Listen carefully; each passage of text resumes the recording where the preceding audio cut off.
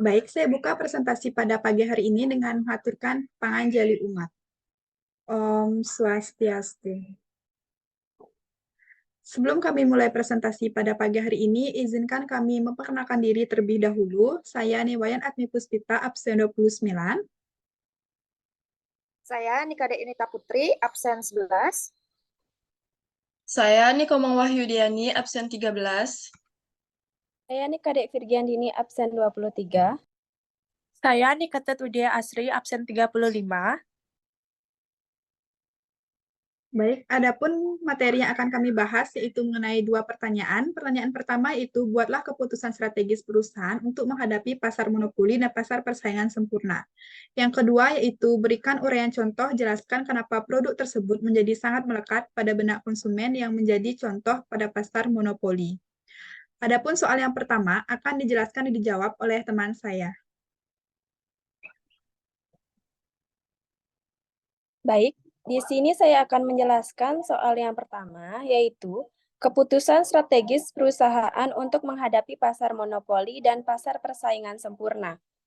Untuk menghadapi pasar monopoli, perusahaan dapat mempertimbangkan strategi yaitu seperti pada pasar monopoli, perusahaan menghadapi persaingan yang sangat terbatas karena hanya ada satu penjual. Keputusan strategis yang dapat diambil perusahaan adalah yang pertama, mengoptimalkan harga. Dalam pasar monopoli, perusahaan memiliki kekuatan untuk menentukan harga. Oleh karena itu, perusahaan dapat menggunakan strategi penetapan harga yang menguntungkan. Yang kedua, inovasi produk. Dengan tidak adanya pesaing langsung, perusahaan dapat fokus pada inovasi produk untuk mempertahankan pangsa pasar dan meningkatkan keunggulan kompetitifnya. Sementara itu, pasar persaingan sempurna akan dijelaskan oleh teman saya. Baik, saya akan menjelaskan pasar persaingan sempurna. Sementara itu, untuk menghadapi pasar persaingan sempurna, perusahaan dapat mempertimbangkan strategi sebagai berikut. Pada persaingan sempurna, terdapat banyak penjual dan pembeli sehingga harga ditentukan oleh mekanisme pasar. Keputusan strategis yang dapat diambil perusahaan adalah, pertama, defisiensi produk.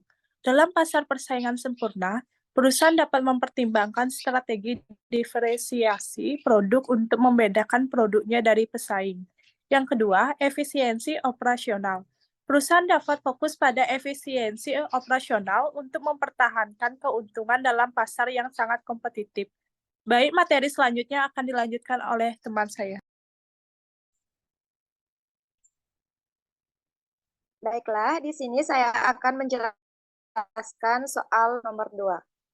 Berikan uraian contoh jika produk tersebut menjadi sangat pada benak konsumen yang menjadi contoh pada pasar monopoli. Contoh produk yang melekat pada benak konsumen pada monopoli yaitu pertama, sebagai contoh, produk yang sangat melekat pada benak konsumen pada pasar monopoli sebagai penyedia bahan bakar di Indonesia. Meskipun terdapat beberapa perusahaan lain yang juga menyediakan bahan bakar di Indonesia, Pertamina memiliki pengaruh yang sangat besar dalam pasar bahan bakar, sehingga dapat dianggap sebagai contoh pasar beli. Pertamina telah menjadi sekat pada benak konsumen karena beberapa faktor. Selanjutnya akan dijelaskan oleh teman saya. Baik, ada beberapa faktornya antara lain. Yang pertama, kualitas. Pertamina menyediakan bahan bakar dengan standar kualitas yang diatur oleh pemerintah. Yang kedua, jangkauan. Sebagai perusahaan BUMN, Pertamina memiliki jangkauan yang luas di seluruh Indonesia, membuatnya menjadi pilihan utama bagi konsumen.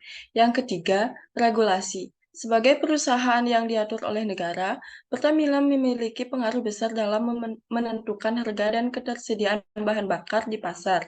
Dengan demikian, produk seperti Pertamina telah menjadi sangat melekat pada benak konsumen pada pasar monopoli karena kualitas, jangkauan, dan regulasinya yang memengaruhi pasar bahan bakar di Indonesia. Baik, sekian presentasi pada pagi hari ini. Mohon maaf jika ada kesalahan dan kekurangan kata. Kami tutup dengan mengaturkan Prama Santi. Om Santi Santi Santi Om.